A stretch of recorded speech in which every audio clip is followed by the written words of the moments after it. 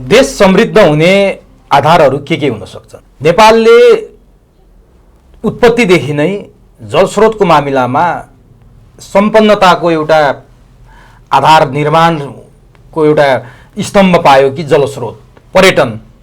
नेपाल विकास गर्नका लागि यी दुईटा चिज अथवा खनिज र जडीबुटी पनि त्यत्तिकै अर्को एउटा महत्त्वपूर्ण विषयका रूपमा नेपालमा रहे। तर जलस्रोत यति महत्त्वपूर्ण रह्यो कि जसको उपयोग हामीले गर्न सकेनौँ, उपभोग हामीले गर्न सकेनौँ। छिमेकीले जलस्रोतमा आँखा गाडेर लगभग भए जति खोला र नदीहरू आफ्नो कब्जामा लिइसकेको अवस्था छ। यति हुँदाहुँदै पनि हामी निरीह र लौतावासमा छौँ। हामीले विद्युत बेचेर विद्युत निकासी गरेर धनी हुने सपना देख्यौँ, तर नेपालमा त्यही विद्युत पुर्याएर उद्योग कल कारखाना खोल्ने र बाँकी रहेको विद्युत निकासा गर्ने भन्नेतिर हाम्रो ध्यान कहिल्यै पनि पुगेन। यो के को कारण हो, कसको कारण हो, किन यस्तो भयो? नेपालका नदी नाला नेपाललाई सम्पन्न बनाउनका लागि पर्याप्त छन्, तर यो देशका नेताहरू सधैँ हामीलाई अभिशाप साबित भएका छन्। कहाँनिर त्रुटि भयो, कहाँनिर गलत भयो र आज नदी नाला अथवा यो जलस्रोतको हामीले भरपूर उपयोग गर्न सकेनौँ। भर्खरै प्रधानमन्त्री पुष्पकमल दाहाल प्रचण्ड भारत भ्रमणमा गए र उनले 10 वर्षमा 10,000 मेगावाट बिजुली भारतलाई बेच्ने कुरा गरेको, सहमति गरेको कुरा सार्वजनिक भएर उनी यत्रो नाक बनाएर नेपाल फर्किए। तर नेपालका जलस्रोत मामिलाका जानकारहरू यो विषयबाट खुसी पटक्कै छैनन्। लगभग 7वटा ठुला जलाशय यति बेला भारतको कब्जामा छ। किन यस्तो भइरहेको छ? नेपालले बिजुली बेचेर अथवा विद्युत निकासा गरेर धनी हुने हो अथवा अरू कुनै उपाय छ? यही विषयमा केन्द्रित भएर हामी आजको चुरो बहसमा सामुदायिक विद्युत उपभोक्ता राष्ट्रिय महासङ्घका अध्यक्ष एवं विद्युत चुलो राष्ट्रिय अभियानका संयोजक नारायण गेवालीसँग चुरो बहसमा संवाद गर्दैछौँ। सबभन्दा पहिले म चुरो बहसमा नारायण गेवालीलाई स्वागत गर्छु। यहाँले चुरो बहसमा हार्दिक स्वागत छ। धन्यवाद। चुरो कुरो टिभी यो बहसमा बोलाउनु भयो, तपाईँहरूलाई धेरै धेरै धन्यवाद। यहाँको अर्को परिचय पनि म खुलाइहालौँ। यहाँले सामाजिक सञ्जालमा पनि कविताहरू वाचन गरिराख्नु भएको हुन्छ। यहाँहरूका कुनै समारोह उत्सवहरूमा पनि नारायण गेवालीको कविता नसुनेको दिन हुन्न। यहाँ एउटा विद्युतसँग जलस्रोतसँग सम्बन्धित व्यक्तित्व हो। साहित्य र कवितासँग यहाँको अन्तरङ्ग सम्बन्ध भएको कुरा पनि म आम दर्शकसँग सेयर गर्न चाहन्छु। लाग्छ मलाई यो कार्यक्रमका दौरान हामी कुनै न कुनै कविता सुन्नेछौँ। यहाँको तयारी त्यो हदसम्म हुन्छ। ठिक छ, धन्यवाद। अब तपाईँले आज जुन एउटा नेपालको जलविद्युत, नेपालको जलस्रोतको विकास र यसका समस्याहरू, यसलाई समृद्ध बनाउनको लागि यसका पक्षहरूको बारेमा जसरी बहस गराउने उद्देश्यले मलाई बोलाउनु भयो, मैले यसमा पहिला आफ्नो टुक्का कविताबाटै सुरु गर्न दर्शकहरू समक्ष चाहिँ अनुरोध गर्छु। हाम्रो नेपाल जलस्रोतमा सम्पन्न देश पछाडि छ किन? जलस्रोतमा सम्पन्न देश पछाडि छ किन? कोही तयार देखिँदैन यसमा योगदान लिन, कोही तयार देखिँदैन यसमा योगदान लिन। छिमेकीको पाउमा सधैँ लम्पसार किन? छिमेकीको पाउमा सधैँ लम्पसार किन? कामकाज हेर्दै जाँदा लाग्न थाल्यो घिन, कामकाज हेर्दै जाँदा लाग्न थाल्यो घिन। यसरी चाहिँ यहाँको यो म एकदम मर्मस्पर्शी र सन्देशमूलक कविताका लागि यहाँलाई एकपटक फेरि हार्दिक धन्यवाद दिन चाहन्छु। म यही कविताको सारबाटै सुरु गर्छु। जलस्रोतको सम्पन्न देश भनेर यहाँले कवितामा लेख्नुभयो। हामी जलस्रोतको सम्पन्न देश हौँ, तर यस्तो सम्पन्न देशमा पनि हामी सिँचाइको अभावबाट गुज्रिरहेका छौँ। यो सम्पन्न देशमा हाम्रा घरका धाराहरूमा 24 घण्टा पानी झर्नुपर्ने, हामी पानी लिनका लागि घन्टौँ हिँड्नुपर्ने बाध्यता खेपिरहेका छौँ। यो सम्पन्न देशमा विद्युतको भरपूर उपभोग गरेर उद्योग कल कारखाना खोल्नुपर्ने हाम्रा युवा जति सबै विदेशिएका छन्।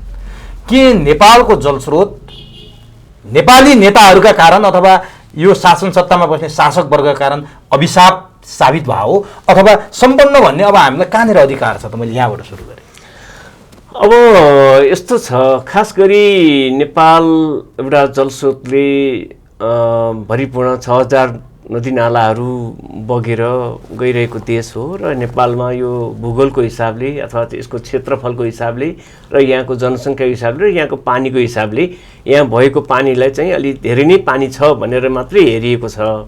यसलाई धनी देश भनेर भन्ने पनि होइन, अथवा जलस्रोतमा यसलाई उपयोग गर्न सक्ने भने यो सम्पन्न छ है, यसलाई उपयोग गर्न सकिन्छ भन्ने हिसाबले मात्रै यसलाई सम्पन्न देश भनिएको हो। अब कुरा के छ भन्दाखेरि दुःख लाग्दो कुरा त यो उल्टा छ। नेपालमा हामी उल्टो यात्रा गरिरहेछौँ।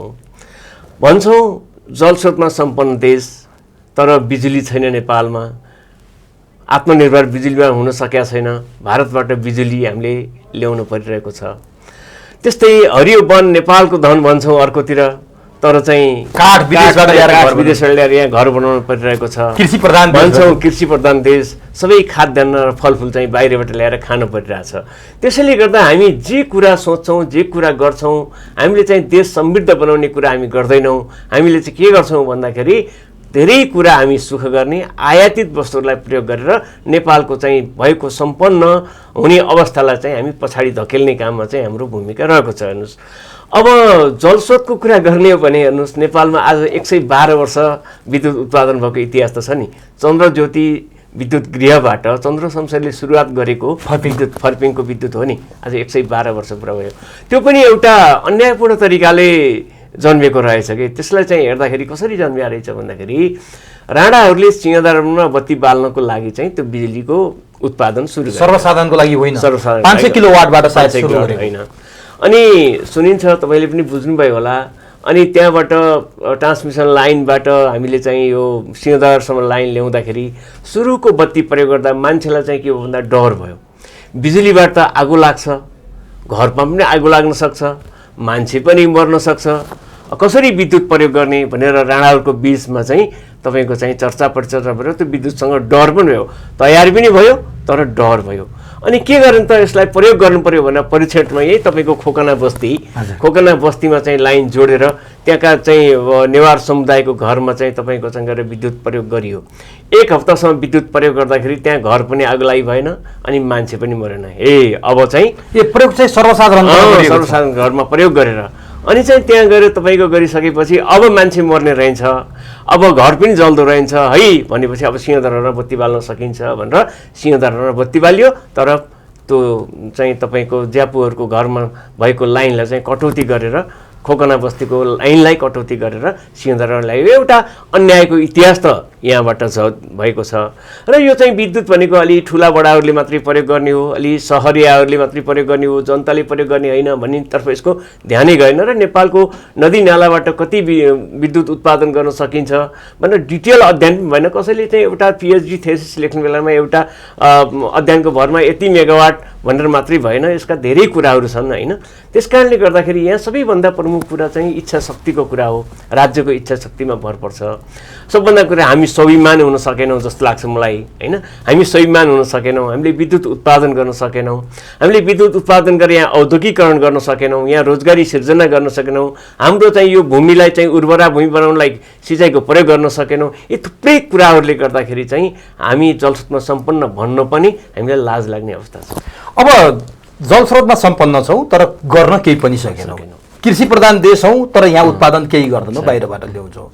हरियो वन नेपालको धन भन्छौँ, मलेसियाबाट काठ ल्याएर यहाँ घर बनाउँछौँ। यो हाम्रो लज्जास्पद कुरा हो। अब जस्तो यहाँले राणा शासनमा सुरु भएको विद्युतको कुरा गर्नुभयो, पञ्चायतकालभरिमा पनि हामी लगभग 200-250 को हाराहारीमा बिजुली प्रयोग गरिरहेको छौँ। 46 सालभन्दा अगाडिसम्म हामी 300 पनि पुगेका छैन। तर त्यति बेला उद्योग कल कारखाना प्रशस्तै थिए, 40-45वटा उद्योग पनि चलेकै थियो। त्यो 240-45 300 चान्चुन पनि नपुगेको विद्युतबाट निजी क्षेत्रलाई 46 सालपछि हामीले इन्ट्री गरायौँ यो विद्युत उत्पादनमा। अहिले यत्रो बिजुली उत्पादन भएको छ कि पञ्चायतकालको तुलनामा धेरै भएको छ। यो सफिसियन्ट हो। जस्तो 2700 चान्चुन मेगावाट बिजुली अहिले हामीले उत्पादन गरिरहेको अवस्था छ।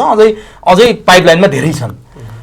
यत्रो हुँदा पनि उद्योग कल कारखाना एउटा पनि खोल्न सकेका छैनौँ। हिजो त्यति मात्रै हुँदा पनि खोल्न सक्यौँ। अब के मान्ने त? पञ्चायतकालको विद्युतीकरणलाई हामीले सफलता मान्ने कि पञ्चायत पछिको अहिलेको विद्युतीकरण यो 30-34 वर्षको हामीले जुन छ यसलाई सफलता मान्ने त के हो यो खासमा? यस्तो छ हेर्नुहोस्, तपाईँको हामीले 2007 साल पछि नै हामी यो हरेक चाहिँ पञ्चवर्षीय योजनाहरू हामी हेऱ्यौँ। कुनै पनि पञ्चवर्षीय योजनामा लक्षित गरेको चाहिँ काम चाहिँ कहिले पनि हुन सकेन। हाम्रा हरेक तपाईँहरूले डकुमेन्ट हेर्न सक्नुहुन्छ र कहीँ पनि पुरा हुन सकेन। तथापि केही उत्पादन त बढेर गयो, तर जनताको घरमा बिजुली थिएन। फेरि जनताको घरमा बिजुली वितरण गरिएको थिएन। केही सहर एरियामा 46 सालभन्दा अगाडि, त्यसभन्दा अगाडि जनताको घरमा खास विद्युत थिएन नि त, गाउँ गाउँमा बिजुली पुगेको थिएन। अनि चाहिँ गएर तपाईँको चाहिँ गएर सहर एरियामा अलिकति घना बस्तीमा मात्रै विद्युतको पहुँच पुगेको थियो। अनि चाहिँ गएर तपाईँको गाउँ गाउँमा कतिपय सोलरहरू प्रयोग गर्ने, सोलर टुकी प्रयोग गर्ने र बिजुलीको उज्यालो प्रकाश लिने काम मात्रै भइरहेको थियो।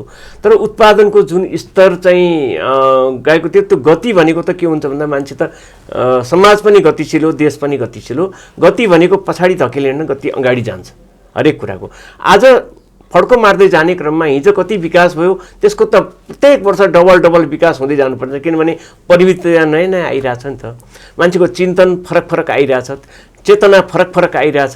त्यस कारणले गर्दा गर्न सकिने कुराहरू पनि हामी गर्न सकेनौँ।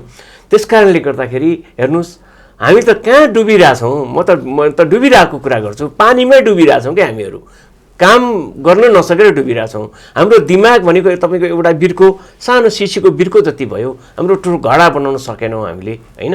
त्यसले गर्दाखेरि हामी त कहाँ देखिरहेछौँ अहिले भन्दाखेरि, म एउटा उदाहरण दिन्छु। एउटा बानरलाई तपाईँको चाहिँ गएर एउटा चाहिँ 1000 को नोट राखिदिनुहोस्, एउटा कोसो केरा राखिदिनुहोस्, बानरले कुन रोज्छ? केरै रोज्छ। 1000 को नोटबाट धेरै केरा किन्न सकिन्छ भन्ने कुरोलाई थाहा छैन। नेपालको जलस्रोतको विकास गरेर देश धनी बनाउनु पर्छ भन्ने कुरा मान्छेले सोच्दैन। अनि चाहिँ गएर थोरै बिजुली बेचेर भए पनि केही पैसा लिउँ भन्ने मात्रै सानो झिनो स्वार्थले चाहिँ गर्दाखेरि देश एकातिर चाहिँ तहस नहस भइरहेको छ। भनेपछि यहाँले भनेअनुसार हामी बिजुली बेचेर धनी हुन सक्दैनौँ।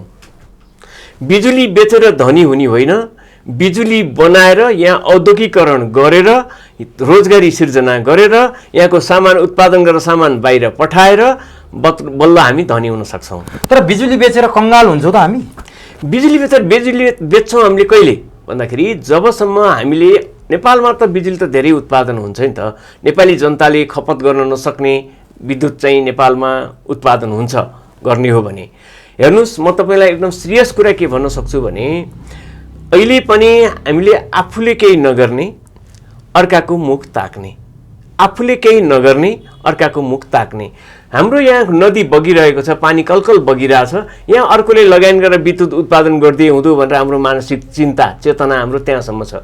हामीले सबै नेपाली जनतालाई विश्वास दिलाउन सकौँ त, यो नदीमा हामी सबै नेपालीले सबैले सेयर हालौँ, विद्युत उत्पादन गरौँ, यहाँ औद्योगिकरण गरौँ, त्यसबाट चाहिँ लाभांश चाहिँ सबै नेपालीका घरमा पुर्याउँ भन्ने हो भने नेपालकै पैसाले, नेपालका घरको पैसाले तपाईँको ठुला विद्युत आयोजनाहरू बन्न सक्छन्। हेर्नुहोस्, यहाँ त कुरा के हुन्छ भन्दाखेरि, विद्युत उत्पादन गर्ने नाममा ठुला पजेरो, ठुला प्राडो, ठुला ऐस आरामहरू गरेर त्यसको लागत पनि वर्षौँ पछि बढाउँदै जाने, जति वर्ष लामो भयो त्यति त्यसको चाहिँ लागत पनि बढ्दै जाने, अनि बिजुली महँगो हुने, उत्पादन महँगो भएपछि तपाईँको चाहिँ गएर अब चाहिँ चलाउन गाह्रो हुने अवस्था पनि यहाँ देखिन्छ। त्यस कारणले गर्दाखेरि सबैभन्दा प्रमुख कुरा, यो कृषि प्रधान देश, कृषिमै आत्मनिर्भर बनाउनको लागि चाहिँ सबभन्दा पहिला यो सिँचाइलाई जोड दिउँ, विद्युत उत्पादन बढाउँ, अनि चाहिँ सिँचाइमा जोड दिउँ, खाद्यान्नमा आत्मनिर्भर बनाउँ, फलफुलमा आत्मनिर्भर बनाउँ, अनि चाहिँ तपाईँको चाहिँ देश धनी त त्यसै हुन्छ नि। अब जस्तो नि बिजुलीको कुरा गर्दाखेरि, यो अहिलेको विद्युत प्राधिकरणका चाहिँ निर्देशक कुलमान घिसिङ हुनुहुन्छ नि, उहाँको पहिलो कार्यकाल लोडसेडिङ हटाएर चर्चित भयो, उहाँ सेलिब्रेटी जस्तै हुनुभयो। दोस्रो कार्यकाल उहाँ विद्युत बेच्नमा चाहिँ लागेको देखिन्छ क्या। उहाँले विद्युत बेचेको कुराहरू यिनीहरूले जहिले पनि सार्वजनिक गरिरहेको हुन्छ, यति बिजुली बेच्यौँ, उति बिजुली बेच्यौँ भनेर, र यति सफलता हात पार्यो, यो महिनामा यति बिजुली भारतले हाम्रो किन्यो भनेर उहाँले भनिरहनु भएको हुन्छ। अहिले पछिल्लो समय उहाँ चाहिँ बिजुली बेच्नमा दत्तचित्त भएर लागेको देखिन्छ। माने बिजुली बेचेर करोडौँ रुपियाँ कमाएको विद्युत प्राधिकरणले त्यो डेटा पनि सार्वजनिक गरिरहेको हुन्छ। यसो हेर्दा त करोडौँ रुपियाँ त भित्रिरहेछ त बिजुली बेचेर, उहाँ सफल भइरहनु भएको छ त। अब प्रचण्डले 10,000 मेगावाटको सहमति गरेको कुरा त हामी गर्दै गरौँला, विद्युत प्राधिकरणले किन बेचिरहेछ त बिजुली? यहाँले भने जस्तो साँच्चीकै बिजुली बेचेर धनी बन्न सकिँदैन, बिजुली खपत गरेर बन्ने हो भने कहाँ खपत गर्ने त, यहाँ केमा खपत गर्ने त? अब हेर्नुहोस्, सबभन्दा पहिलो बिजुली बेचेको त देखियो, थोरै बिजुली बेचेको देखियो, तर बिजुली किनेको देखिएन नि। बिजुली भारतबाट हामीले किनेको त देखिएन। आजको मिति आज म कति तपाईसँग 32 गते जेठ 32 गते 2080 कुरा गर्दैछु। आज तपाईको चाहिँ 2680 मेगावाट चाहिँ विद्युत चाहिँ हाम्रो राष्ट्रिय ग्रिडमा जडित छ अहिले हामीले कुरा आजको मितिमा। अनि चाहिँ गएर तपाईको चाहिँ गएर आज पनि हामी 300 मेगावाट विद्युत भारतबाट ल्याइरहेछौँ। नेपालको बिजुली पुगेको छैन किनभने यहाँ रन अफ द रिभर खोलाहरू सुकेको छ। ए आजको दिनमा पनि हामी भारतबाट 300 मेगावाट हामीले उता बेच्छौँ।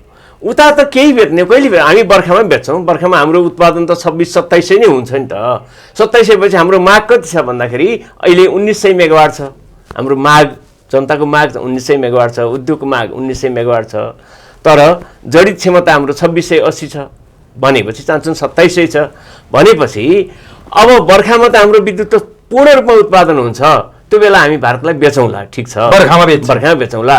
तर आजको मितिमा हेर्नुहुन्छ भने त आज पनि हामी 300 मेगावाट त भारतबाट ल्याएर मात्रै हामीले चाहिँ विद्युत पुर्याएको छौँ। किनभने करिब करिब यहाँ हाम्रो चाहिँ तपाईँको 1/3 विद्युतमा खोला अलि हिउँ पग्लिया छ, अलिकति केही बढ्या छ, होइन भने चाहिँ तपाईँको चाहिँ 1/3 विद्युत चाहिँ हाम्रो त कम हुँदै जान्छ नि त।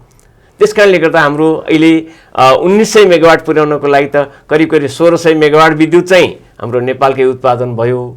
300 मेगावाट चाहिँ भारतको विद्युत भयो। अनि 2700 मेगावाट विद्युत हाम्रो ग्रिडमा अहिले राष्ट्रिय प्रसारण लाइनमा हिँडिरहेछ भने 26 अहिले हिँडेको छैन। तपाईँ राष्ट्रिय प्रसारणमा 2680 मेगावाट जडित भएको छ। हिँड्नुपर्ने त्यति जडित भएको छ, उसको क्षमता त्यति छ। तर हाम्रा सबै रन अफ द रिभर बाट उत्पादन भएको हुनाले खोला सुक्दै जाँदा बिजुली पनि घट्दै घट्दै घट्दै जान्छ भने अहिले खोला बढ्दै जाँदा विद्युत पनि बढ्दै बढ्दै जान्छ। र त्यो बढ्दाखेरि बल्ल हाम्रो कहिले पुग्ने भन्दा 2680 मेगावाट चाहिँ पुग्ने हो त्यो अवस्थामा। त्यस कारणले गर्दाखेरि आज तपाईँको मैले अब हेरौँ तपाईँले निजी क्षेत्रको कुरा गर्नुभयो। निजी क्षेत्रको कुरा गर्दाखेरि तपाईँको चाहिँ गएर 1412 मेगावाट उनको राष्ट्रिय ग्रिडमा चाहिँ जडित भएको छ। 51% भन्दा नि बढी भइसकेको छ भने निजी क्षेत्रलाई यसरी अगाडि बढाउँदै जाँदाखेरि निजी क्षेत्रले सबै उत्पादन गर्दै जाने हो भने तपाईँको के हुन्छ भन्दाखेरि तपाईँको चाहिँ गएर 1-2 वर्षमा निजी क्षेत्रको उत्पादन धेरै हाई भएर जान्छ, बढेर जान्छ, यही गतिमा जान्छ। अब जस्तै अब हामीले जुन नेपाल सरकारले नेपाल विद्युत प्राधिकरणले बनाएका आयोजनाहरू कहिले बनाउने हो? बुढी गण्डकी बनाउने भनेर चाहिँ 67-68बाट यो कुरो उठ्यो, 12 वर्ष भइसक्यो। अनि कहिले कले बनाउने, कहिले कले बनाउने यो प्रक्रियामा जाँदा जाँदै यत्रो वर्ष गइसकेको छ। त्यस कारणले त्यसमा आशा धेरै नगरौँ। तर आशा नगरौँ भनेर चाहिँ इच्छा शक्ति नै छैन भनेर पनि नभनौँ। तर के हुनु पर्यो भन्दाखेरि दृढ अठोटका साथ आउनु पर्यो। र जुन हाम्रो चाहिँ सम्माननीय प्रधानमन्त्रीज्यूले भारतमा गएर 10 वर्षमा 10,000 मेगावाट विद्युत चाहिँ बेच्छु भनेर जुन एउटा सम्मतदारी गरेर आउनु भएको छ, त्यो भारतले किन्ने बिजुली त तपाईँको चाहिँ भोलि एउटा एमओयूको आधारमा एउटा सर्ट अफ कन्डिसनको आधारमा उसले किन्ने हो, त्यो बेच्ने पनि गर्ने हो। तर त्यहाँ तपाईँलाई म भनौँ 2052 सालमा पञ्चेश्वरको सम्झौता भएको हो कि होइन? हो। पञ्चेश्वरको सम्झौता हुँदाखेरि त्यहाँ कति मेगावाट विद्युत 6500 मेगावाट विद्युत उत्पादन गर्ने भनेको हो कि होइन? हो। अनि 6500 एउटा त्यही हो भारतले किन्ने भने एउटा। अनि तपाईको अरुण थर्ड म तपाईलाई डेटै भन्छु, 7वटा हेर्नुस् तपाईले के छ भन्नुहुन्छ भने अहिले फुकोट कर्णालीबाट 426 मेगावाट बनाउने हो, तल्लो अरुणबाट 669 बनाउने हो, पञ्चेश्वरबाट 6500 बनाउने हो, अनि चाहिँ वेस्ट चेतीबाट 1200 बनाउने हो, अनि अप्पर कर्णालीबाट 900 बनाउने हो, अरुण तेस्रोबाट 900 बनाउने हो। यति बनाउँदा 10,500 जति मेगावाट त्यही उत्पादन हुन्छ। त्यो त भारतको लगानीमै गर्ने भनेको छ। उसले आफूले लगानी गरेको बिजुली चाहिँ आफै किन्ने हो भने कति ठुलो कुरा भयो। यहाँ त कुरै भएन। तर हामी गल्ती यही गर्दैछौँ कि हामी नेपालका नदीनालाहरू, नेपालका जुन जलाशययुक्त आयोजनाहरू बन्ने ठाउँलाई पनि हामी अरूलाई सुम्पेर बिजुली चाहिँ भारतमा लैजाने, अनि औद्योगिकरण पनि भारतमै गर्ने, रोजगारी पनि भारतमै सिर्जना गर्ने, अनि त्यहाँबाट केही मात्रामा हामीले चाहिँ पैसा नेपालमा ल्याउने, नेपालमा विकास गर्न नगर्ने, औद्योगिकरण नगर्ने, रोजगारी सिर्जना नगर्ने, नेपालका सबै युवाहरूलाई विदेशमा पठाउने, यही काममा हामी सघाइरहेछौँ।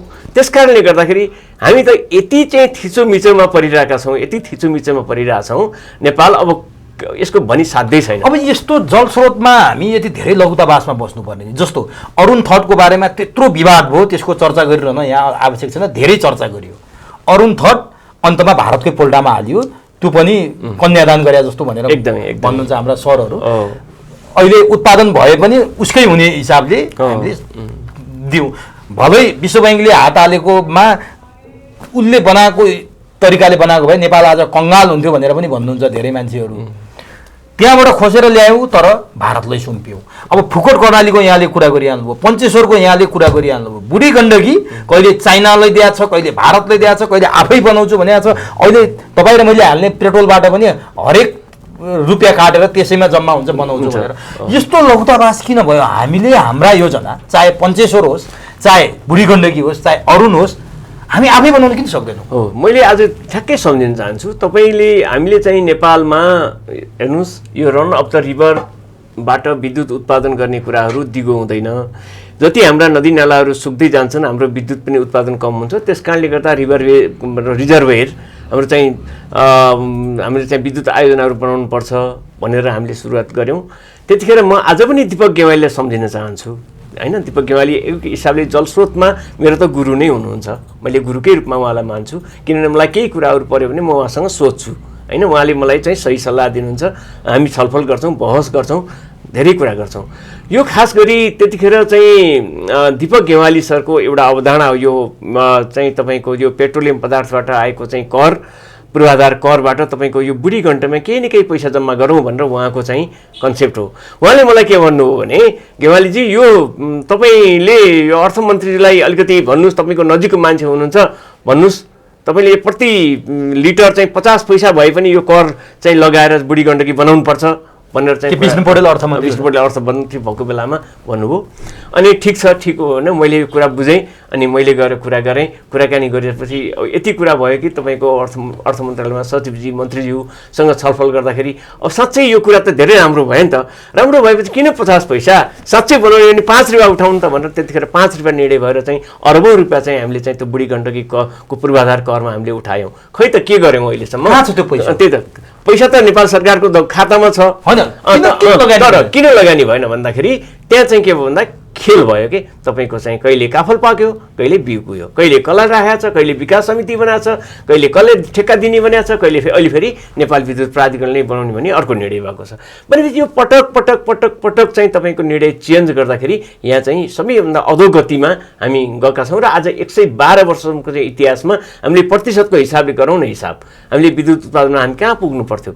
विद्युत उत्पादन हामीलाई पुर्याएर म तपाईँलाई भन्न चाहन्छु, नेपालमा साँच्चै भन्ने हो भने यहाँ चाहिँ विद्युत उत्पादन गरेर ट्रान्समिसन लाइन बनाएर यहाँ चाहिँ सबै चाहिँ सुक्खाग्रस्त क्षेत्रलाई चाहिँ कृषिमा पुरा चाहिँ हराभरा बनाएर यहाँ औद्योगिकरण गरेर बिजुली चाहिँ विद्युत चुलोबाट सबै घरमा खाना पकाएर बिजुली गाडी चाहिँ यहाँ सञ्चालन गरेर पूर्ण रूपमा सम्पन्न भएर बल्ल बढी भएको बिजुली चाहिँ बरु अब हामीले अन्त बेच्नुपर्छ भन्ने माइन्ड सेट गर्नु पर्थ्यो।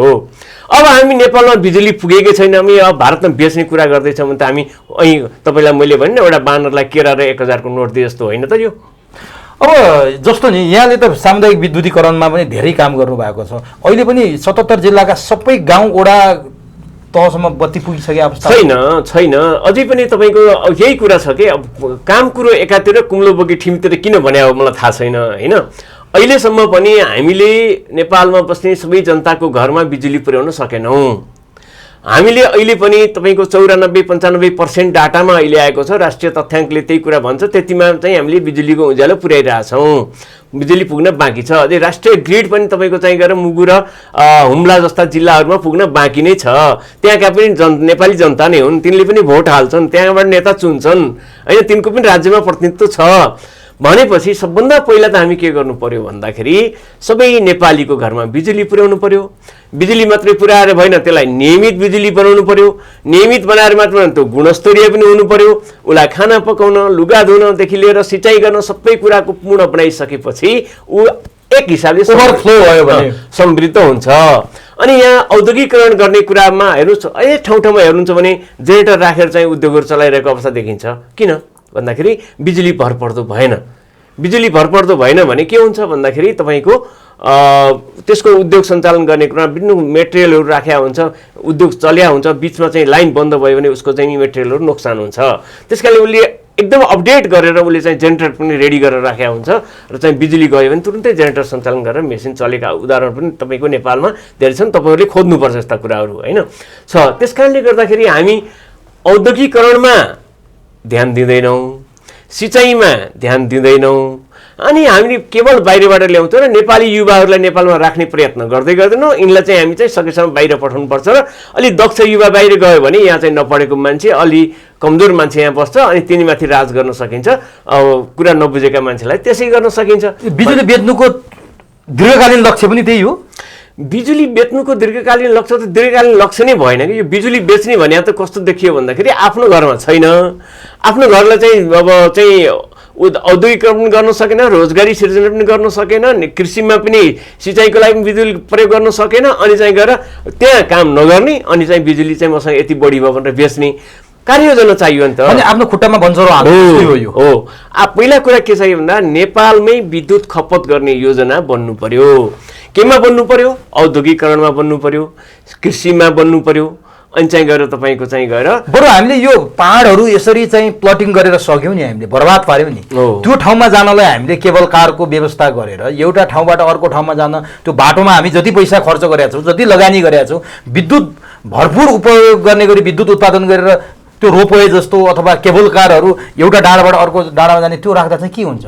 त्यसले पर्यावरण पनि राम्रो बनाउने, धेरै कतिको उपयुक्त कुरा हो। धेरै राम्रो हुन्छ। तपाईँको चाहिँ गएर त अहिले कस्तो छ भन्दा पहाडका डाँडा काँडाहरू सबै सक्यौँ हामीले। अब हामीले चाहिँ अहिले गाउँमा जाने हो भने बाटो कता हो भन्ने कुरा चिन्न सकिने यस्तै बाटाहरू छ। अब कुन बाटो जाने हो, कुन बाटो जाने हो भने आफ्नो घर पुगिन्छ भन्ने अवस्था भइसक्यो। हरियो पहाड, पुरै रातो पहाड भइसक्यो। अब सबभन्दा प्रमुख कुरा त यो रोपवेको कुरा त आज रोपवेको पनि सायद 100 वर्ष भइसक्यो नेपालको इतिहास होइन। अब त्यसलाई पनि हामीले चाहिँ प्रयोग गरेर जुन डाँडाको चिज हामीले चाहिँ तल झार्न सक्छौँ, तलको चिज माथि लैजान सक्छौँ, अनि मान्छे पनि आवतजावत हुनसक्छ, सामान पनि आवतजावत हुनसक्छ भने यो पर्यावरणको हिसाबले पनि धेरै ठिक छ कि। तर त्यतातिर हाम्रो ध्यानै गएन कि। त्यो पनि गयो। अब कहाँ गयो भन्दाखेरि यो रोपवे पनि अब सामान ओसार्ने भन्दा पनि पर्यटनको लागि एउटा व्यवसायको लागि चाहिँ केबल कारहरू सञ्चालन गरेर जाने कुरा पनि एउटा आइरहेछ, बढिरहेछ। त्यसले नेपाललाई समृद्ध बनाउने हो कि होइन भनेर क्वेसन पनि छ कि फेरि। किनभने म भन्नु खोजेको कुरा के भने यसलाई नेगेटिभ कुरा होइन मैले भन्नु खोजेको, जस्तै मान्छे मात्रै एउटा पर्यटनको लागि मात्रै हिँडाल्ने नभएर सामान ओसार पसार गर्नको लागि पनि प्रयोग गर्ने गरी चाहिँ यो गयौँ भने यसलाई एउटा चाहिँ तलको सामान माथि, माथिको सामान तल गराउने खालको वातावरण तयार गऱ्यौँ भने हाम्रो यो थुप्रै बाटाहरू कोरेर भत्काएर जानु पर्दैन। एउटा बाटोमा गरेको पूर्वाधार विकासमा गरेको हाम्रो लगानी साँच्चै हेर्नुहुन्छ भने त यो त अब काँक्राको चिरा चिरिया छौँ, 1 वर्षपछि भत्का छ, फेरि बजेट लगानी गरेका छौँ। यहाँ हाम्रो सफ्टवेयरको कामै भएन कि, खालि चाहिँ एउटा यातायात बाटोको निर्माणको मात्रै काम भयो। मान्छेको चेतनाको स्तर कहाँ छ, उसलाई चाहिँ के खालका सिपहरू सिकाउनुपर्छ त्यसतर्फ कसैको पनि ध्यान गयो। अब एकपटक कविता सुनाउनु छ यहाँसँग, अर्को कुनै क्वेसन? यस्तो छ, मैले भनिसकेँ नि, हामी 2052 सालमा यो पञ्चेश्वर सम्झौता गरेको। पञ्चेश्वर सम्झौता हुँदा पनि यो पनि विवाद भयो होइन, विवाद भयो, धेरै विवाद भयो। विवाद हुँदै पनि अहिले अब तपाईँको 6 वर्षभित्र बनाउने भनेर फेरि चाहिँ 6 महिनामा सुरु गर्ने भनेर चाहिँ एग्रिमेन्ट भएको छ। अहिले हाम्रो माननीय सम्माननीय प्रधानमन्त्रीज्यू गएर आएको कति विश्वास गर्नुहुन्छ तपाईँ? 28 वर्षसम्म हामी कुरिसकेका छौँ। अब फेरि 6 महिनामा सुरु हुन्छ भन्ने कुरा पनि अब त्यति विश्वास गर्न सकिन्न। पञ्चेश्वरको नाममा चाहिँ कति पैसा खर्च भयो हिसाब गर्नुपर्ने, अडिटरले दिनु पऱ्यो नि त। त्यहाँ त कति कर्मचारीले तलब खाएका छन्, कति केही काम भएको छैन, केवल जागिर खाने मात्रै काम भएको छ। त्यस कारणले गर्दा मैले यस विषयमा म के भन्न चाहन्छु भन्दा मेरो आफ्नो कविता छ। पञ्चेश्वर देखिसक्यौँ भयो 28 वर्ष, पञ्चेश्वर देखिसक्यौँ भयो 28 वर्ष, समझदारी भारतसँग छैन हामीलाई हर्ष, समझदारी भारतसँग छैन हामीलाई हर्ष। नेपालको पानीमाथि थिचोमिचो सधैँ, नेपालको पानीमाथि थिचोमिचो सधैँ, किन होला नबुझेको सरकारले अझै, किन होला नबुझेको सरकारले अझै। यहाँ चाहिँ जलस्रोतविदहरू बोलिरहेकै छन्, जनता पनि कराइरहेकै छन्। भारतमा चाहिँ नदीनाला सधैँ बेचिएको छ। यहाँ जुनसुकै सरकार आए पनि भारतसँग अधीनस्थ जस्तो भएर बसिरहेको छ। त्यस कारणले गर्दाखेरि यो सबै यो थिचोमिचो सहेर नेपालको पानीलाई किन चाहिँ एउटा तिलान्जेल दिन्छौँ? कन्यादानको कुरा गर्नु तपाईँले, एउटा नदी कन्यादान दिने, अर्को एउटा दान दिने, 2टा दान दिने गरेर नेपालका नदी सबै 6000 नदी नाला छन्, उपलब्ध हुने सबै दिने। यो किन गर्छौ? सरकारले किन बुझ्दैनौ? किन तिमीहरू मिल्दैनौ? किन आफै जुङ्गाको लडाइँ गरेर राजनीतिमा मात्रै दाउ लगाउँछौ? यो कुरा चाहिँ नेपालको हितमा सोच्नु पर्यो नेताहरूले। हाम्रो आवाज यो हो। नागरिक यहाँले कविता मार्फत पनि पञ्चेश्वरको कुरा गर्नुभयो। 28 वर्षदेखि त्यही पञ्चेश्वर कुखुराले किरो पा जस्तो त्यही किरोले खेलाएको छ, कोट्याएको छ, बसेको छ। 28 वर्षमा कति प्रधानमन्त्री भए, सबैले संसदमा आएर दिने जवाफ एउटै खालको रेडिमेड मैले अहिले काम गरेर आएको छु, अब हुन्छ। किन हुँदैन?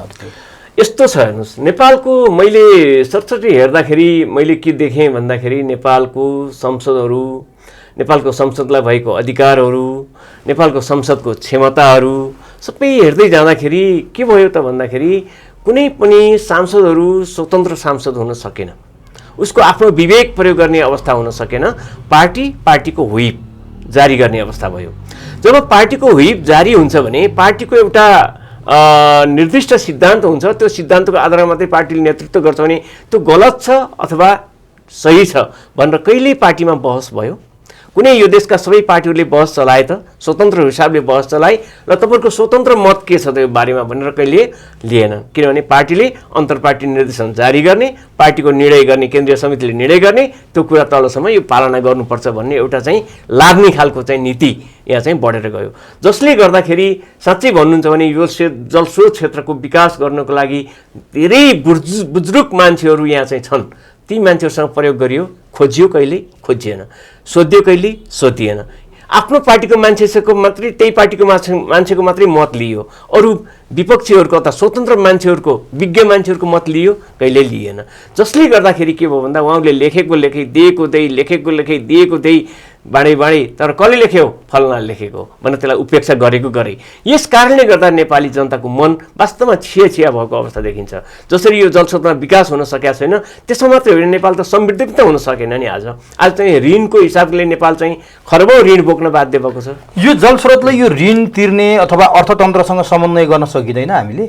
जस्तो जलस्रोतको भरपुर उपयोग गरेर यहाँले भने जस्तो विद्युत उत्पादन आफैले गर्ने क्या, किन भारतको मुख ताग्ने? किन चाहिँ कोरियाको मुख ताग्ने? किन चाइनाको मुख ताग्ने? हामी त जापानको, भारतको, चाइनाको, कोरियाको मुख ताकेर मात्रै यहाँ जलाशयमा विद्युत उत्पादन गरेको देख्छौँ। नेपाल आफैले किन गर्न सक्दैन? पैसा नभएर हो? पैसा नभएर होइन, सोच नभएर। सुन्नुहोस्, नेपालमा पैसा कति छ भन्ने कुरा, नेपालमा च्याउ जस्तो उम्रेका सहकारीहरू छन्। सहकारीका विभिन्न जगेडा कोष भन्छ, के कोष भन्छ, कोषमा पैसाहरू छ। सहकारीबाट धेरै पैसाहरू जम्मा गर्न पनि सकिन्छ। के हुनु पर्यो? ढुक्क मलाई के हुनु पर्यो भने मैले यदि चाहिँ जलविद्युतमा लगानी गर्ने हो भने यसबाट मैले प्रतिफल पाउँछु, मलाई यो सरकारले प्रतिफल दिलाउन सक्छ भन्ने खालको विश्वासको वातावरण तयार भयो भने यही नेपाली जनताको घर घरबाट पैसा उठाएर हामीले चाहिँ जतिसुकै ठुला आयोजना बनाउन सक्छौँ होइन। अनि हामी के गर्छौँ भन्दाखेरि देख्नु भएन उदाहरण, त्यही अरुणको कुरा, अरुण थर्डको कुरा लानुहोस्, अनि चाहिँ गएर पञ्चेश्वरकै कुरा लानुहोस्। हामी चाहिँ अड्काइरहन्छौँ कि कसैले अड्काइरहेछ, त्यसलाई चाहिँ बनाउनै दिएको छैन, त्यही कुरामा हामी घुमिरहेछौँ। सत्ताको कुर्सीसँग जस्तो शक्ति राष्ट्रहरूले यहाँ को प्रधानमन्त्री बनाउने, को मन्त्री बनाउने, कसको सरकार गिराउने, कसको सरकार बनाउने साँचो उनीहरूको हातमा छ भनेर त पटक पटक ठुला नेताहरू बोलिरहेछन् नि त। यहाँ हामीले मात्रै बोल्न पर्दैन। भन्नुको मतलब यहाँका जलस्रोत कुर्सीसँग साटिन्छ। मेरो कुर्सी जोगाइदिन्छस् भने म तँलाई यो आयोजना दिन्छु, मेरो कुर्सी जोगाइदिनु, यो कुरा एकदमै सही कुरा गर्नु। जस्तै हेर्नुहोस् न, अहिले भर्खरै हामी स्वतन्त्र विश्लेषकको हिसाबले, नागरिक समाजको हिसाबले हाम्रो सम्मानीय प्रधानमन्त्रीज्यू भारतको भ्रमणमा जानुभयो। भारतको भ्रमणमा गएर उहाँ के गर्नुभयो भन्ने कुरा भारतको मिडियाले पनि बोलिरहेछ, अनि नेपालको मिडियाहरूले पनि बोलिरहेछ, अनि प्रधानमन्त्रीले आफ्नो मुखबाट पनि बोलिरहनु भएको छ, भारतका नेताहरू पनि आफ्नो किसिमले बोलिरहेछन्। अब सन्तोष गर्ने ठाउँ छैन। सन्तोष गर्ने ठाउँ नहुँदै पनि हाम्रा चाहिँ भ्रमण दलमा गएका सम्माननीय प्रधानमन्त्रीजीको टोलीले हामी चाहिँ ठुलो उपलब्धि गरेर आयौँ भनेर भनिसकेपछि, जब यति कुरा गरेपछि, थोरै यति दिएपछि नेपाल यति सन्तुष्ट हुँदो रहेछ भने त यसलाई केही नगरे पनि हुँदो रहेछ, भारतले हेप्ने भएन हामीलाई। खै हाम्रो अडान, खै हाम्रो चाहिँ तपाईँको चाहिँ नेपालको भूमिको अडान, खै तपाईँको चाहिँ लिम्पिया के अरे चाहिँ लिपुलेक लिम्पिया धुराको अडान, खै हाम्रो नैसर्गिक पार्वण चाहिँ सम्म हामी पुग्न सकिन्छ। बङ्गलादेशसँग हाम्रो बाटो त यथा मात्रै हो नि त, किन हाम्रो त अडान हुन सक्दैन? किन चाहिँ तपाईँको चाहिँ गएर त्यहाँ सांस्कृतिक नक्साको नाममा चाहिँ त्यहाँ गएर चाहिँ तपाईँको चाहिँ गएर नेपालको लुम्बिनी, म त लुम्बिनी प्रदेशकै मान्छे पनि हो, लुम्बिनीको कपिलवस्तु र चाहिँ तपाईँको चाहिँ लुम्बिनीको नक्सा राखिन्छ, सांस्कृतिक नक्सामा जे पनि गर्न पाइँदैन। त्यस कारणले गर्दाखेरि यो कुरामा राम्रो कुरा पनि नहुने, बाहिर आएर चाहिँ म यो कुरा गरेँ भनेर भन्ने बित्तिकै हामीले नेपालीले त पत्याउँला, तर भारतीयहरूले के भन्छन् होला? जब जुन कुरै हुँदैन, जुन कुरामा संवादै हुँदैन, जुन कुरामा बहसै भएको छैन, त्यो कुरामा चाहिँ हामी भ्रमण सफल भयो, सौहार्दपूर्ण भयो र चाहिँ अहिलेसम्म कसैले नपाएको सम्मान पाए भन्ने हुन्छ उहाँ भन्दै हुन्छ। अनि त्यस्तो कुराले चाहिँ गर्दा भारतले झन् बढी हामीलाई खिचिटिउरी गर्ने, हामीलाई हेप्ने खालको उसको इन्ट्रेस्ट के हो? नदी नालामा मात्रै हो? हेर्नुहोस्, अब यो त भारतले त नेपाललाई त उपनिवेश बनाउनै चाहन्छ होइन, हामी नव उपनिवेशवादी हुन हामी चाहन्छ, हाम्रो व्यवहारले त्यही भइरहेछ त अहिले। हामी त किनभने भारतलाई नसोच्दा हामी केही गर्न सक्दैनौँ। भारत त हाम्रो छिमेकी मित्र राष्ट्र हो नि त। हामीले छिमेकी मित्रसँग हाम्रो चाहिँ छिमेकी मित्र सम्बन्ध कायम गर्नुपर्छ, विरोध गर्नुपर्छ भन्नेको होइन, तर साझा हितमा गर्नु पर्यो, हामी हेपियर गर्नु पर्यो। भनेपछि जस्तो फुकोट कर्णालीको अघि यहाँले चर्चा गर्नुभयो, तल्लो अरुण र फुकोट कर्णाली यसपटकका सर्वाधिक चर्चित हुन्। केपी शर्मा ओलीले त संसदमा भन्नुभयो प्रचण्डले 2टा नदी बुझाएर आइसके भनेर भनिसक्नु। खासमा फुकोट कर्णाली र तल्लो अरुणको बारेमा भएको के हो? होइन, अब यो कुरा के छ भन्नुहुन्छ भने अब यो सबै कुराहरूमा जति पनि कुराहरू हुन्छ भने भारतले लगानी गरेर नेपालका आयोजनाहरू बनाउने, त्यसको चाहिँ 17% विद्युत चाहिँ नेपाललाई उपलब्ध गराउने भन्ने खालको एउटा अहिलेको एमयुको ढाँचा हो होइन। यो चाहिँ तपाईँको अब पश्चिम सेतीमा पनि त्यही हो, कर्णालीमा पनि त्यही हो, फुकोटमा पनि त्यही हो, अरुणमा पनि त्यही हो, सबै त्यही हो। त्यस कारणले पञ्चेश्वरमा पनि त्यही हो। त्यस कारणले गर्दा अब यसमा अब के गरेन भनेर तर्क वितर्क गर्नुभन्दा पनि नतिजाको आधारमा हामी बोल्नुपर्छ। तर यसले नतिजा केही पनि दिँदैन, हामी देश डुब्ने नतिजा यसले दिनेछ।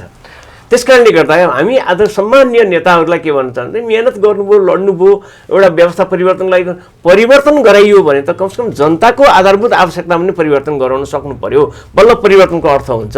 होइन भने केवल एउटाको कुर्सीमा अर्को बसेको छ, अर्का कुर्सीमा अर्को बसेर चाहिँ सत्ता सञ्चालन मात्रै परिवर्तन। जस्तो यहाँले भन्नुभयो नि, भारतको पकडमा अहिले यसो हेर्दा 4639 मेगावाटका 7वटा ठुला आयोजना चाहिँ भारतका पकडमा छन्। अब पञ्चेश्वर 28 वर्ष भयो, त्यस्तै अरू 6500 भन्नुहोस् न, त्यो 6500 जोड्दाखेरि त 10,000 भन्दा बढी त्यो छुट्टै छ। जस्तो पञ्चेश्वर 28 वर्ष भयो यहाँले भने जस्तो, भारतका पकडमा 4639 अरू चाहिँ आयोजनाहरू छन्। यो चाहिँ किन निर्धारित समयमा बन्दैनन् कि? जस्तो झोलामा खोला हाल्ने भन्ने हामीले खुब सुन्यौँ क्या, पढ्यौँ। खोला जति सबै झोलामा हालेर बसिदिने, काम चाहिँ अगाडि नबढ्ने, यत्रा योजना उसको हातमा छन्। बुढी गण्डकी कहिले चाइनाको पोल्टामा फालिदिन्छ, फेरि अर्को सरकार आउँछ अर्कोमा फाल्छ, फेरि आफै बनाउँछु भन्छ। यी कुराहरू निर्धारित समयमा बन्न नसक्नुको कारण, सधैँ उल्झन भइरहनुको कारण चाहिँ के हो त? यो सबभन्दा यसको मुख्य कारण भनेको के छ भन्दाखेरि स्वार्थ। कसको स्वार्थ? स्वार्थ बाजियो भने यो त जुन विदेशीको स्वार्थ अथवा स्वदेशी राजनीतिक दलहरूको स्वार्थ। विदेशीको स्वार्थ एकातिर छ, विदेशीको स्वार्थसँग मिसिन जाने हाम्रो भेट हुने हुन्छ नि। तपाईँ यता जानुभयो भने त टाढा टाढा हुँदै जानुहुन्छ, तपाईँ यता आउनुहुन्छ नि एक दिन त पक्कै भेट हुन्छ नि त। त्यही कुरा स्वार्थ मिल्ने हो यो कुरा।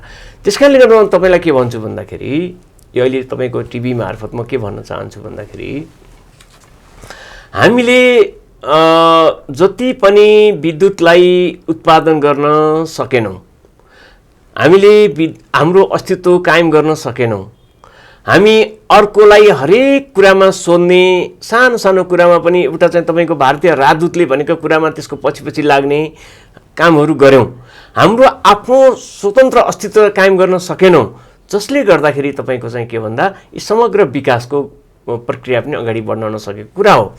अब हेर्नुहोस्, यहाँ हामीले नेपालमा मैले अघि नै भनिसकेँ, फेरि पनि दोहोऱ्याएर भन्छु, हामी 3 करोड नेपाली जनता, यहाँ अब 60 लाख हाम्रा घरधुरीहरू होइन, 60 लाख घरधुरीबाट सक्ने नसक्ने एउटा क्याटेगोरिकल्ली 2-3 चाहिँ वर्गमा विभाजन गरौँ, विभाजन गरेर चाहिँ एउटा चाहिँ कमसेकम चाहिँ ठुला आयोजनाहरू बनाऊँ भनेर चाहिँ हामीले पैसा असुल गर्न सक्यौँ भने यही चाहिँ बिजुली धेरै उत्पादन हुनसक्छ, त्यसको प्रतिफल पनि नेपाली जनताले पाउँछ। हामी त्यो बाटो खोज्दैनौँ। तर फेरि त्यसरी उत्पादन गरेको बिजुली छ नि, जस्तो हाम्रो प्रसारण लाइन कति छ, हाम्रो बाटो कति छ, अहिले यहाँले भने जस्तो 2600 चान्चुन बत्ती हिँड्ने बाटो हामीसँग छ, हाइवे नभएर गाडी ल्याएर के गर्ने? तपाईँ हामीले त्यो आफ्नै लगानीबाट विद्युत उत्पादन गरौँला अरे, ल बाटो त चाहियो नि, त्यो के गर्ने? त्यसलाई अब राखेर फ्रिजमा राख्न नि सकिन्न, पकाएर खान पनि सकिन्न। त्यो त समस्या नै होइन। हेर्नुहोस्, किनभने अब के गर्नुपर्छ भन्दाखेरि हामी ट्रान्समिसन लाइन पनि निजी क्षेत्रलाई पनि दिने खालको पोलिसी आउनु पर्यो। सबभन्दा हामी त कहाँ जानु पर्यो भन्दाखेरि नेपालको विद्युतको विकास गर्नको लागि अब परिवर्तित विद्युत ऐन चाहिँ आउनु जरुरी भयो कि। यो ऐनले पनि समस्या पारेछ है, यो ऐनले समस्या पार्यो। किनभने तपाईँको चाहिँ विद्युत ऐन आयो भने हामी कति गर्न सक्छौँ भन्दाखेरि हेर्नुहोस्,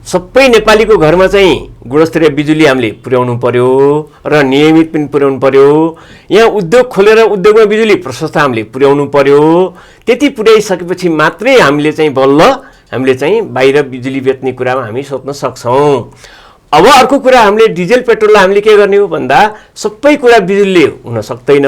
त्यसकारणले यसलाई एउटा वैकल्पिक रूपमा चाहिँ त्यसलाई प्रयोग गर्ने हो। त्यसलाई घटाउँदै जानु पर्यो, बिजुली बढाउँदै जानु। तर यहाँ त उल्टो भयो कि यसले उल्टो भएको छ। त्यसकारणले गर्दा यतातर्फ अहिले हेर्नुहोस् न, अहिले चाहिँ हामीले चाहिँ इलेक्ट्रिक चाहिँ भेहिकलको कुरा गर्दैछौँ, बिजुली गाडी ल्याउनुपर्छ भनेर छौँ। हामीले चाहिँ गत साल चाहिँ तपाईँको चाहिँ अर्थमन्त्रीसँग हामी सल्लाह गरेर चाहिँ विद्युतीय चुलोमा र इलेक्ट्रिक सामानमा चाहिँ भन्सार घटाउने भनेर हामीले प्रस्ताव गऱ्यौँ। त्यो कुरा करिब 1% भन्सार झर्यो भयो। तर अहिले इलेक्ट्रिक भेहिकलको भन्सार के भयो? बढेर गयो। मलाई के विश्वास छ भन्दाखेरि हेर्नुहोस्, अहिले जुन गाडीको मूल्य हिसाब गर्नुहुन्छ भने एउटा गाडी किन्दाखेरि तपाईँको चाहिँ गएर महँगोको हिसाबले उसले त्यो गाडीको चाहिँ जीवन रहँदासम्म डिजलै किनेर गए पनि त्यो अहिले नयाँ किन्ने गाडीको मूल्यमा नपुग्ने भयो कि। डिजल सस्तो भयो नि त। त्यसरी त इलेक्ट्रिक भेहिकल भन्ने महँगो गरायौँ, महँगो आयो नि त गाडी त। अनि त्यही गाडी चाहिँ हाम्रो डिजल गाडी हाम्रो सस्तो आयो भने त्यो डिजल गाडी 20 वर्ष चलाउँदाखेरि 15 वर्ष चलाउँदाखेरि डिजल किन्ने पैसाले पनि त्यो इभी गाडीको मूल्यमा चाहिँ नपुग्ने भयो कि। यस्ता कुरा अलि दूरदृष्टि तरिकाले हेर्नु हामी त भारतको फोहोर व्यवस्थापन गर्ने एउटा डम्पिङको रूपमा हो परिणत भएको जस्तो देखियो यो सम्बन्धीले। यहाँ एउटा म कुरा सुनाइहाल्छु, जस्तो भुटानको बारेमा हामीले धेरै चर्चा गर्छौँ कि भुटान जस्तो भइयो, भारतले भुटानलाई गुलाम बनायो भन्छौँ। तर त्यो भुटानको एउटा तथ्याङ्क म यहाँलाई सुनाइदिन्छु कि आज पनि भुटानमा लगभग 2335 मेगावाट जलविद्युत सञ्चालनमा छ। त्यहाँ 3042 मेगावाट निर्माण छ। तर कुनै पनि निर्यातमूलक होइन, उसले बेच्या पनि छैन, बेच्दा पनि बेच्दैन। भुटानले यसरी गरिरहेछ कि तर बेच्छ कुन बेला भने यहाँले भने जस्तो सबै कुरा चाहिँ आफूसँग पर्याप्त भयो। हामी त भुटान जतिको पनि भएनछौँ नि त। भुटानको हेर्नुहोस्, भुटानको प्रगतिलाई हेर्ने, जलस्रोतको विकासमा भुटानको प्रगतिलाई हेर्ने हो भने उसले पनि पछि नै सुरु गरेको हो नि त। आज पछि सुरु गरेको भुटानले आज आफ्नो देशमा विद्युत उत्पादन गरेर विद्युत उत्पादनले उसले चाहिँ कति विकास गरिसक्यो। आज भुटानले कति विकास गरिसक्यो, हामीले विकास गर्न सकेनौँ। हाम्रो सबैभन्दा प्रमुख कुरो फोहोर हाम्रो राजनीतिको कारण, हाम्रो चाहिँ गतिहीनताको कारण, हामी विदेशको पाउमा लम्पसार पर्नुको कारण हामीले चाहिँ यो गति हामीले बेहोर्नु परिरहेको छ। अब यहाँ जस्तो लामो समय विद्युतीकरणमा काम गरिरहनु भएको मान्छे, सामुदायिक विद्युत चलाइराख्नु भएको छ, त्यहाँ पनि धेरै बाधा व्यवधान बेहोरिराख्नु भएको छ। यहाँले हामी पटक पटक कुराकानी गरिरहेछौँ। यहाँले काम गर्दाखेरि विद्युत प्राधिकरणको कारण अथवा सरकारी गलत नीतिका कारण धेरै मार बेहोरिरहनु भएको छ। त्यो कुरा त हामी फेरि कुनै दिन गरौँला।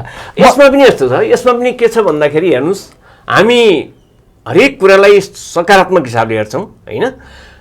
हेर्नुहोस्, हामीले जनताको घरमा उज्यालो पुर्याउनको लागि हामीले ठुलो महान चाहिँ त्याग गऱ्यौँ, जनताको घरमा बिजुली पुर्यायौँ। जनताको घरमा बिजुली पुर्याएर सेवा गरिसकेपछि अनि चाहिँ गएर कसैलाई डाहा हुन्छ, कसैलाई त उडाहा हुन्छ, अनि त्यसलाई खोसेर लिन पा मैले नै त्यसको चाहिँ सर्वेसर्वा हुन्छु भनेर लाग्छ भने त्यो एकछिन लागोस्, केही छैन। तर जनताको घरमा बिजुली बलेको बत्ती कसैले खोसेर लान सक्दैन, बत्ती निभाउन सक्दैन। जनताको घरमा उज्यालो, जनताको मनमा उज्यालो हामीले बनाइसकेका छौँ। हामी एक मानेमा हामी सफल भइसकेका छौँ।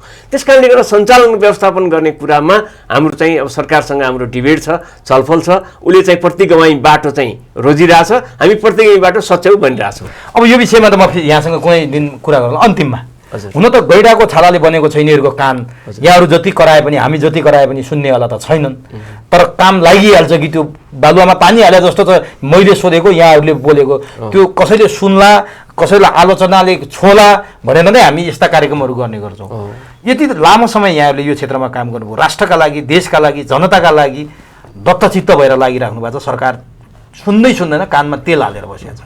यो विद्युतको मामलामा कङ्गाल बन्ने बाटोमा सरकार जाँदैछ। बाँदरको उदाहरण यहाँले दिइसक्नुभयो। अन्तिममा हाम्रो कार्यक्रम मार्फत सरकारवाला पक्षलाई यहाँले के सुझाव दिन चाहनुहुन्छ कि ठक्क उनीहरूले छोस्, हेर्छन् या हेर्दैनन् त्यो त उनीहरूको विषयको कुरा हो।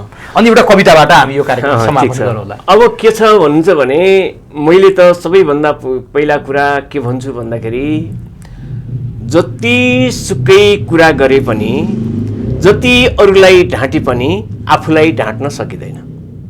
आफूले गरेको काम राम्रो गरे अथवा नराम्रो गरे समीक्षा आफै गर्न सकिन्छ। सरकार कान खोलेर सुन, यो तपाईँको यो चुरो बहस, चुरो कुरो टिभीबाट कान खोलेर सुन। सरकारका आसैपासै छौ भने पनि तिमीहरूले सुनेर यो कुरा पुर्याइदेऊ। तर एकचोटि 1 मिनेट आँखा बन्द गरेर तिमीले गरेको कामलाई आँखा बन्द गरेर ध्यान मग्न भएर हेर तिमीले के जनताको लागि राम्रो काम गरेका छौ अथवा छैनौ। त्यसबाट तिमीले निकाल्न सक्छौ, आफ्नो निष्कर्ष निकाल्न सक्छौ। मैले जनताको लागि राम्रो काम गरेको छु भन्ने निकाल्छौ भने हामी ताली बजाउँला। तर मैले राम्रो काम गरेँ अथवा नराम्रो काम गरेँ भने त आफ्नो मनले नै निर्णय गर्छ तिम्रो। त्यस कारणले गर्दा जनतालाई ठग्नको लागि होइन, जनतालाई सेवा गर्नको लागि तिमीले चाहिँ काम गर्नुपर्छ। हरेक बुद्धिजीवीहरूले दिएका कुराहरूलाई सुन, हरेक चाहिँ विद्वताहरूले दिएका कुराहरू सुन, विज्ञहरूले दिएका कुराको आधारमा तिमी अगाडि बढ। राष्ट्रलाई साँच्चै साझा अर्थमा साझा समृद्ध बनाउने कल्पनाका साथ अगाडि बढ्ने हो, देश समृद्ध बनाउने हो भने सँगै सबैसँग हातै मालो गरेर अगाडि बढाउँ। म यो सरकार सबैलाई म यही आग्रह गर्न चाहन्छु। र एउटा कवितामा मैले चाहिँ के भन्न चाहन्छु भने यो कविता पनि कस्तो हुन्छ भन्दाखेरि अब तपाईँको चुरो कुरो टिभीमा धेरैचोटि एउटा फ्यामिली नै भइसकेको छ होइन। अब मैले चाहिँ यस्ता धेरै बहसहरूमा भाग लिएको हुनाले अब त्यही चुरो कुरोलाई जोडेको छु। चुरो कुरो टिभी सधैँ बहस गराउने, छिमेकीका सामु जहिले सरकार डराउने, छिमेकीका सामु जहिले सरकार डराउने, बहसमा सधैँ ल्याउने मान्छे रोजी रोजी, बहसमा सधैँ ल्याउने मान्छे रोजी रोजी, जनतालाई सचेत बनाऊ चुरो कुरो खोजी, जनतालाई सचेत बनाऊ चुरो कुरो खोजी। जसरी आज यहाँ यो विद्युतको बारेमा, नेपालको जलस्रोतको विकासको बारेमा, जसको विकासबाट नेपाल समृद्ध हुने बारेमा तपाईँले जसरी कुरा खोजेर तपाईँले केही दिन भयो, 1 हप्ता जति भयो तपाईँले यो कुरा उठाइरहनु भएको छ। तपाईँको यो अभियान चाहिँ निरन्तर जारी रहोस्। हामीले पनि तर्क वितर्क गरेर चाहिँ हाम्रा केही कुराहरू पनि यसमा तपाईँको चुरो कुरो टिभी मार्फत भन्न पाइयोस्। यो चुरो कुरो टिभीलाई अन्त्यमा धन्यवाद दिन चाहन्छु। र उमेशजी तपाईँको व्यक्तिगत रूपमा पनि राम्रो प्रगति भएको छ, तपाईँको व्यक्तिगत प्रशंसा पनि गर्न चाहन्छु र चाहिँ सबै आम नेपाली जनतालाई हार्दिक धन्यवाद दिन चाहन्छु। तपाईँहरूले पनि हरेक हाम्रा कुरालाई पनि यदि हामी गलत छौँ भने हामीलाई पनि कमेन्ट गरेर चाहिँ तपाईँहरूले हामीलाई सच्याउने मौका दिनुहोस्। हामी यही आग्रह गर्न चाहन्छु। धन्यवाद, नमस्कार। लामो समयदेखि यहाँसँग जोडिएको छु र यहाँसँग यही विद्युतका बारेमा पटक पटक कुराकानी गर्ने यहाँले अवसर मौका दिनुभएको छ। यहाँसँग जोडिँदा, यहाँहरूसँग कुरा गर्दा धेरै थाहा पाउने अवसर पनि बनिएको छ। आम दर्शकसँग यो जोडिन पनि पाइएको छ। 2 पटक त यहाँले कवितै लेखिदिइसक्नुभयो चुरो कुरोको बारेमा। यसका लागि पनि यहाँलाई हार्दिक हार्दिक धन्यवाद छ। यो महत्त्वपूर्ण विषयमा महत्त्वपूर्ण जानकारी गराइदिनु भयो। फेरि अर्को बसाइमा, अर्को भेटमा हामी अर्को महत्त्वपूर्ण विषयमा कुराकानी गर्नेछौँ। समय र संवादको लागि हार्दिक धन्यवाद। धन्यवाद, नमस्कार।